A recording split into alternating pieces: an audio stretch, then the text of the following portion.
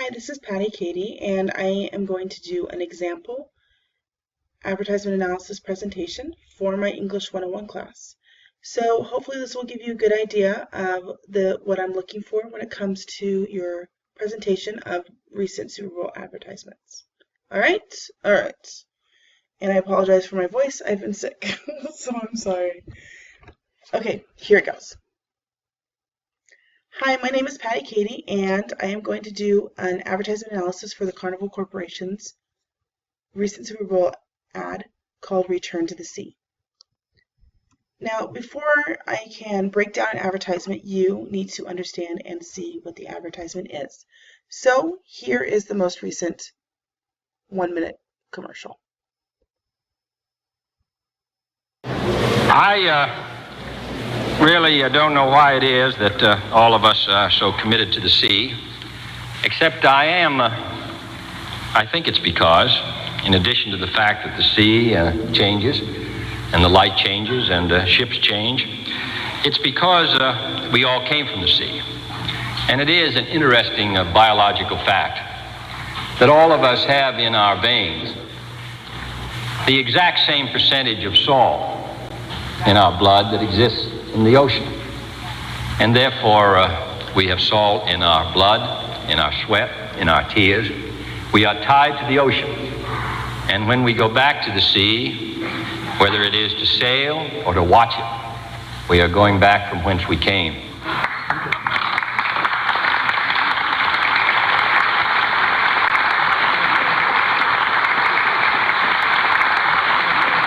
Okay, so this advertisement is a little bit not really your typical supervisor or Super Bowl ad. It's a little bit more highbrow and sophisticated. Typically, when you think of Super Bowl advertisements, you think of like GoDaddy advertisements or Carl's Jr. sexy advertisements. So Carnival brought something new to the conversation. And in order to understand the advertisement, there's a variety of ways you can approach it. And so one of the first ways I looked at it was storyboarding it. I looked at where the images coincided with the words that were spoken. And the first thing I noticed is that the question was thrown out, why do we commit to the sea? And so Carnival purposely started their advertisement with just an open picture of the sea. No people are in it, no boats. It's just this idea of ocean and this endless potential. Then they say the fact that the sea changes, light changes, and the ships change. So it's interesting that it has this recurring pattern of change. The fact that the sea changes, so you have icebergs, you have water, you have mountains and snow, so different types of precipitation. Light coincides with the northern lights, the aurora borealis, and ships changing. So you have this older looking ship, maybe not the most modern looking ship. But what's also interesting is that everything is looking to the left. Ships are pointing to the left, they're moving to the left. Everything is looking off to the left. And in Western society, that means you're looking backwards. You're looking to the past. You're looking to what's come before. And in this advertisement, after they talk about sea changes, light changing, ships changing, there's a huge shift visually in the advertisement. Everything starts looking to the right. You start looking forward. You start looking to the future. So when you see a little girl walking on the beach with her dad looking, and it is interesting to talk about this biological fact. So this father-daughter, share this biology. They share this DNA. And so the fact that they share this DNA coincides with the speech that's occurring. There's also this idea that all of us, so a group shot, have same percentage of salt in our blood as there is in the ocean. And this is the first time where we see humans actually interacting in the ocean. They're swimming, they're scuba diving or snorkeling, they're swimming with turtles. So Carnival decided to pair this idea of people interacting in the ocean with this idea of we have the same percentage of salt in our blood as there is in the ocean. And then it goes on to this idea, this older couple who, as an audience, we presume have been married for a while. Maybe they're on an anniversary cruise. They've made it through life. And how do you make it through life? Through blood, sweat, and tears.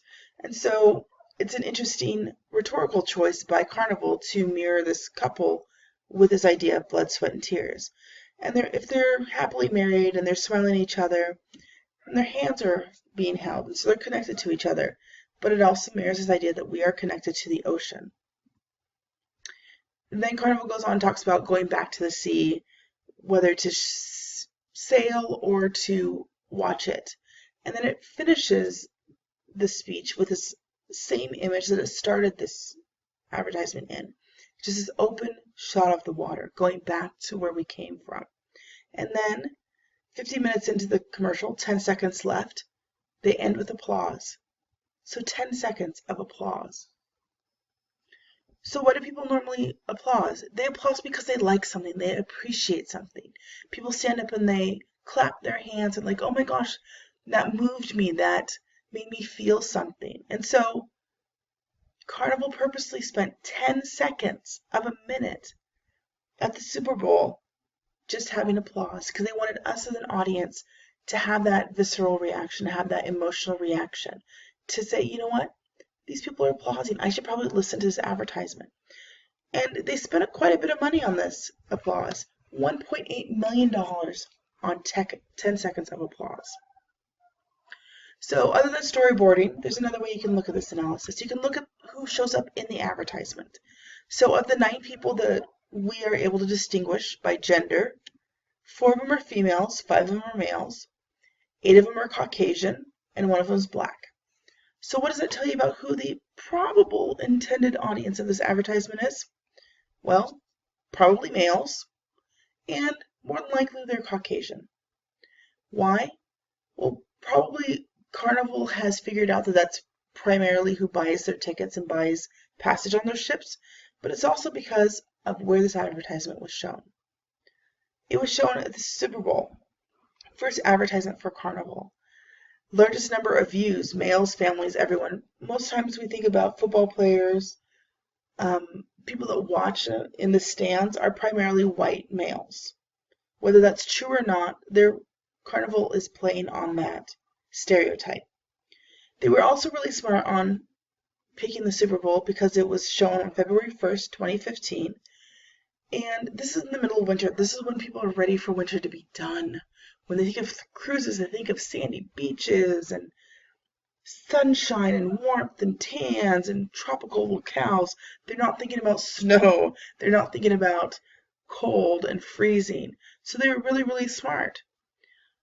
Also, they were also mindful of how much it cost. It cost $4.8 million for a 30-second spot this year at the Super Bowl. So Carnival spent over $9 million just to get this very particular audience at this very particular time to look at their advertisement. So who was the voiceover? The person who did the speech was John F. Kennedy. He was the 35th president. He was the only Catholic president ever in the history of presidents for the United States. Nobody before him has been Catholic. Nobody since has been Catholic. He's also an avid sailor, as his Life magazine cover will let you know. He's also part of the Kennedy family. The Kennedys are royalty in the United States, especially political royalty. Oftentimes, the word Camelot is associated with Kennedys. So that Carnival was very smart in aligning themselves with the Kennedy name and the Kennedy voice and that persona, that brand. So the speech was given on September 14th, 1962. It was an America's Cup speech. So America's Cup is this huge yachting race, sailing race. And so again, Carnival was very smart. They aligned themselves with this prestigious yachting race. The sound of it is kind of old-timey because, really, the speech was over 50 years ago. And there's this idea of applause. Looking at the text that shows up on the advertisement, there's only 5 real words that the audience pays attention to. The final scene is, brands and names of the 9 companies that Carnival Corporation owns, but nobody really pays attention to that. They're looking at these 5 words. Come back to the sea. So they were very purposeful in their font. It's in all caps. There's no way of mistaking what these words are, what these letters are.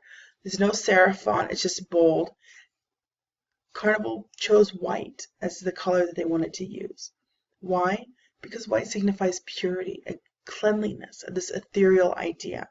So they were very smart in the font that they chose and the color that they chose. But it has this idea of, if we're coming back to the sea, why did we leave? Well, there's 2 reasons that Carnival kind of uses. One is a PR move. Why have people left the sea? Well, because Carnival hasn't been doing too terribly well in keeping people happy on the sea. People are dying. They're being stranded in the middle of the Gulf. They're having some of their amenities aren't working, like toilets. People have been calling the cruises nightmares. And in fact, 8 of the last 10 major cruise ship disasters in the last 10 years have been happening on cruise ships and cruise lines that Carnival owns, one of those 9 cruise ships and cruise lines. So they have this PR thing, and people have left because they don't want to have a really crummy cruise. There's also another reason that people have left the sea, and that's because of evolution. The way that they have spliced this speech together, the way that they presented it, really makes you think about evolution, about the fact that the human race comes from this primordial ooze that we come from the ocean. And so they talk about biology, and they use these words to say, you know, this is part of what we are. We need to go back and connect with that. Well, there's a problem. Remember, John F. Kennedy is Catholic. Catholics don't believe in evolution, they believe in creationism. So it's created this kind of furor on the internet. There's conversation, this dialogue, this huge backlash. And Carnival was kind of smart in doing this because where there is conflict is where people keep on talking about that advertisement. So they were very savvy in this. When in actuality, this speech isn't about evolution at all. Remember, it was given at the America's Cup. It's the first year that U.S. domination was challenged in this race, and it was challenged by Australia, an island in the middle of a sea and an ocean. And Kennedy, in his speech, he talks about, he uses words like friends in peace, relationships, friends in war. And when he says we all came from the sea, he's not talking about the human race. He's talking about Australians and Americans. Both countries have come from the sea, and we've joined in the sea. And so it's creating this idea of this close relationship between Australia and the United States. So for JFK, it was a really savvy political move that he did. It's an even savvier advertising move by Carnival, creating this contention and this idea of coming from the sea and this evolution. So mirroring the images and the words and the sound, there's a subtext. There's this layer of messages that are being sent in this advertisement. So it's this idea of progress and moving. Remember, we talked about people looking to the left. Well, now everything was moving towards the right. So there's this looking towards the future, this passage of time, this wisdom and longevity. So ultimately, the argument is that Carnival is evolving and moving forward. They're moving on from those problems that they've had in the past of killing people and, their ships breaking down, things like that. They've been around for a long time, and they're going to be here for years to come. And really, ultimately, the subtext, what they're selling, they're not just selling passage on their cruise ships. They're selling this idea, this promise, that if you as a person go on a Carnival cruise, you're going to feel connected to the past, the present, and the future. Everything's intertwined. And by coming back to them, by being able to come back to the ocean and experience the ocean through Carnival, you as a human being are going to be able to move forward and continue to move forward. And that's really what Carnival is selling.